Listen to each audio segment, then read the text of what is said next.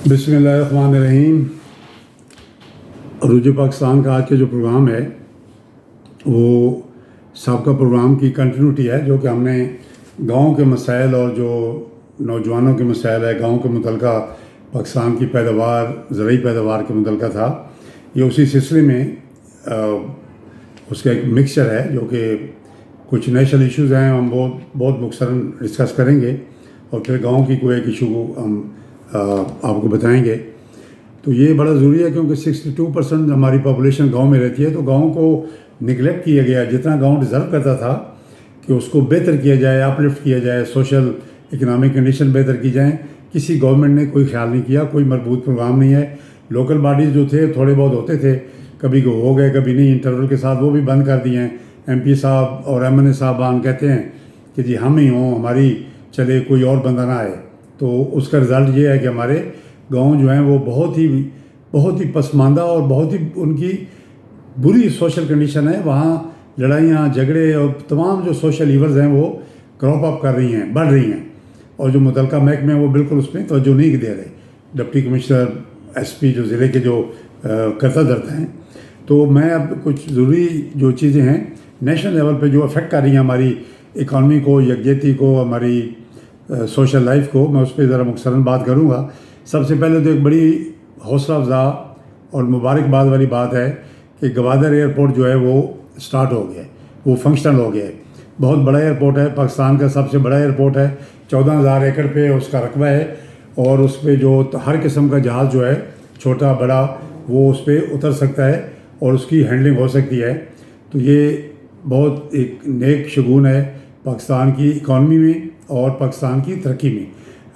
ये इसका इफ्ताह हो चुका है। 3-4 दिन पहले हमारे वज़ीर दिफा थे और बाकी लोग जो मुतल्लिक़ा थे वो वहाँ पे गए और एक पहली परवाज़ कराची से गवादर आई, बड़े जहाज़ की, शायद 747 था बोइंग। तो ये बड़ी एक हौसला अफ़ज़ा बात है। अब दूसरी बात यह है जी, आगे अब जो परसेंटेज है ना अच्छी खबरों की और बुरी खबरों की, वो बहुत, उसमें जो रेशो है वो बड़ी हमारी डिस्टर्ब हो गई है। आप ये समझ रहे हैं कि 25% खबरें अच्छी हैं, 75% जो हैं वो सही नहीं हैं, वो नेगेटिव हैं। अब आ जाती है जी दूसरा बड़ा इंपॉर्टेंट इशू है कपास का। देखिए, कपास की फसल जो है वो एक ऐसी फसल है जो हमारा तमाम टेक्सटाइल सेक्टर, जो कि हमारी एक्सपोर्ट का और इकॉनमी का बहुत बड़ा हिस्सा है।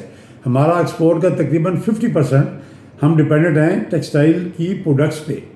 और वो कैसे बनती हैं? वो बनती हैं कॉटन से। और कॉटन हमारी जो है वो पहले वाफर होती थी। मुझे याद है जुनेजो साहब के ज़माने में, ये मैं 86 की बात कर रहा हूँ, पाकिस्तान की जो कॉटन की जो पैदावार थी वो 1 करोड़ और 30 लाख बेल, गांठ जिसे कहते हैं, ये हुई थी। और इस साल कितनी हुई है पाकिस्तान की? 54 लाख बेल गांठ। एक गांठ तकरीबन 2-2.5 मन की होती है। अब मुझे बताएं कि कहाँ 1 करोड़ 30 लाख और कहाँ 54 लाख। हमने कितना ड्रॉप किया है? 90 लाख गांठ हम डेफिसिट हैं। और उसका रिजल्ट ये है कि हमारी टेक्सटाइल इंडस्ट्री जो है वो इस साल 50 लाख बेल कॉटन इंपोर्ट करेगी, जिसकी मालियत तकरीबन कोई $4 अरब के करीब है। अब बताएं मुझे, इससे बड़ी कोई नलायकी की मिसाल हो सकती है? वो मुल्क जो कि ज़रूरी मुल्क है, जिसका बेहतरीन नहरी निज़ाम है, जिसके कॉटन एरिया जो है हमारा वो बेहतरीन ज़मीन है, हमारा किसान बेहतरीन है। किसी ज़माने में विहाड़ी डिस्ट्रिक्ट की जो पैदावार थी कॉटन की, वो पूरे सिंध प्रोविंस से ज़्यादा थी। ये पंजाब की मैं बात कर रहा हूँ, सिंध की कॉटन भी आती है साथ। अब तो सिंध ज़्यादा उगा रहा है। तो ये एक नलायकी की इससे बड़ी मिसाल नहीं हो सकती गवर्नमेंट की, सूबाई हुकूमत की, वज़ीर ज़राअत जो हैं सूबाई और कौमी, और महकमा जो एग्रीकल्चर के मुताल्लिक़ है, कॉटन रिसर्च वाले हैं। ये किसी ने पूछा इनसे? जब इनसे पूछेंगे कोई नया बहाना, जी मौसम तो ठीक नहीं था, ये हो गया जी, क्लाइमेट चेंज हो गई। हो भाई हुई है, लेकिन आप उसको भी तो, इसका इलाज भी तो है ना। बाकी मुल्क भी तो कर रहे हैं, इंडिया नहीं पैदा कर रहा, चाइना नहीं पैदा कर रहा, उधर क्लाइमेट चेंज नहीं है। तो ये गवर्नमेंट के लिए लम्हा फ़िक्री है। ना इसका नोटिस सूबाई हुकूमत ने लिया है, ना कौमी हुकूमत ने लिया है, क्योंकि उनका इंटरेस्ट ही नहीं है। उनका इंटरेस्ट है जी बड़े बड़े इश्तिहार देना, जो उधार के पैसे लेते हैं वो एक इश्तिहार करोड़ों में आता है, अखबार वालों को खुश करना और फजूल कामों में पैसा ज़ाया हो रहा है जी, ये फलाना कार्ड बन रहा है, ये फलाना। भाई छोड़े आप इनको, असल काम करें, इधर पैसा लगाएं। ये आएगा तो फिर एक टाइम आएगा आप कार्ड भी बांटे। गुर्बत जो आपकी है वो 50% से एक्सीड कर गई है, कितना बांटेंगे आप? आपके पास इतने पैसे नहीं हैं कि आप हर बंदे को बांट सकें। आप प्रोडक्शन बढ़ाएं तो गुर्बत कम होगी, नौकरियां बढ़ेंगी। एक ये बात थी। अब अगली बात है जी, ये फिर वही बात है, हमारी एक नालायकी की इंतहा है कि तमाम मोटरवे मुल्क में कंप्लीट हो गए, सी पैक के भी कंप्लीट हो गए। सक्खर से जो हैदराबाद है 360 किलोमीटर, ये सिंध हुकूमत को पहले उसमें सुना जी, एक डिप्टी कमिश्नर साहब कोई 20 अरब रुपए बैंक से निकलवा के भाग गए। अच्छा जी, बड़ी अच्छी बात है, किसी ने पकड़ा है, क्या सज़ा मिली, क्या रिकवरी हुई, कोई पता नहीं। हुई होगी, किया होगा कोई काम, पर्चे हुए होंगे। तो लेकिन इतना नाकिस सिस्टम है भाई, इस पर कोई चेक ही नहीं है। कम अज़ कम डबल सिग्नेचर हों, कोई और बंदा भी शामिल हो साथ, तो अगर दोनों करते हैं तो फिर किसी को पकड़ तो सकें। और फिर सिर्फ हुकूमत की मैं बात करता हूँ, भाई आप क्यों नहीं बनवाते अपनी मोटर पे? फेडरल गवर्नमेंट के पैसे लग रहे हैं, आपकी भी कुछ हिस्सा होगा, तो आप खुदारा इतना तो करें। सिंध हुकूमत मतलब क्या कर रही है? आप अपने मुल्क की मोटरवे नहीं बनवा रहे। कराची के साथ ये लिंक बड़ा ज़रूरी है, ये मेन आर्टरी है आपकी, पूरे पाकिस्तान की इकनॉमिक लाइफ है ये। और फिर दूसरी सिंध की जो सबसे बड़ी हमें अफसोस होता है कि पिछले 3 हुकूमतें जो हैं सूबाई, वो पीपल्स पार्टी की हैं सिंध में, कि कराची का जो पानी का मसला है अभी तक हल नहीं हुआ। भाई 2-2.5 करोड़ का शहर है, उसको आप पानी नहीं फराम कर रहे हो यार। पानी क्यों नहीं फराम होता भाई, क्या मसला है? कराची के इर्द गिर्द तो हमारी नहरें भी हैं, दरिया भी हैं, हमारे बड़े फर्टाइल लैंड भी है। आपको पता है मक्का शरीफ और मदीना में तो कोई नहरें नहीं हैं, कोई दरिया नहीं है वहाँ पे। वहाँ पानी कैसे पूरा होता है भाई? कितने करोड़ आदमी एक साल में जाते हैं हज के लिए, उम्रे के लिए। आगे आ जाएं, जो हमारी मलका ज़ुबैदा थी, अब्बासिया ख़ानदान की मलका थी, मलका ज़ुबैदा ने बगदाद से नहर निकाली और मक्का में वो पानी लाई। ये उस वक्त की बात है जब अब्बासियों की दौर था। देखिए, विल होनी चाहिए, विल है तो सब कुछ हो सकता है। आप किस किस्म के लोग हैं यार? आपके 2.5 करोड़ आदमी के पास पानी नहीं है, टैंकर्स में पानी जाता है, टैंकर माफिया डेवलप हो गया है, लोग महंगा पानी बेचते हैं और वो टैंकर वाले एक अजीब पोल्यूशन क्रिएट करते हैं। वो एक बदमाशी और एक आप मंजूर नज़र लोग जो हैं उनको वो पानी बेचते हैं। ये आजकल के एक तरक्की याफ्ता दौर में किसी कौम को ज़ेब देता है? तो यार कुछ करें भाई। मुराद अली शाह साहब बड़े एफिशिएंट और बड़े एक्सपीरियंस चीफ मिनिस्टर हैं और प्रेसिडेंट साहब का इलाका है, पीपल्स पार्टी का इलाका है, जुल्फ़िकार अली भुट्टो का शहर है। भुट्टो साहब की कोई लाज रख लें भाई, पीपल्स पार्टी को भुट्टो साहब के नाम की लाज रख लें, कोई मोहतरमा बेनज़ीर के लाज की नाम रख लें, उनकी इज़्ज़त का कोई ख्याल कर लें। तो ये बात हो गई। अब इसके आगे जो वही प्रॉब्लम भाई, देखें एयर क्वालिटी इंडेक्स पाकिस्तान का ख़राब है। उसकी मेन काज जो है, बाकी सारी बातें, मोटी बात जो मैं कर रहा हूँ वो हमारी गाड़ियाँ हैं। आज का डान देखें, डान को है, उसको मैं अप्रिशिएट करता हूँ कि डान एयर क्वालिटी इंडेक्स को इम्प्रूव करने के लिए बहुत कोशिश कर रहा है। अभी वो इंटरनेशनल कॉन्फ्रेंस भी करवा रहा है इस्लामाबाद में। आज के डान में जो इश्तिहार आया है कि 40 मिलियन टन कार्बन जो है ये एक दिन में ये हमारी गाड़ियाँ पैदा करती हैं। 40 मिलियन टन एक साल है, या देना साल का हो गया, चलो साल की कर लें। मेन कंट्रीब्यूटर जो हैं ये गाड़ियाँ हैं।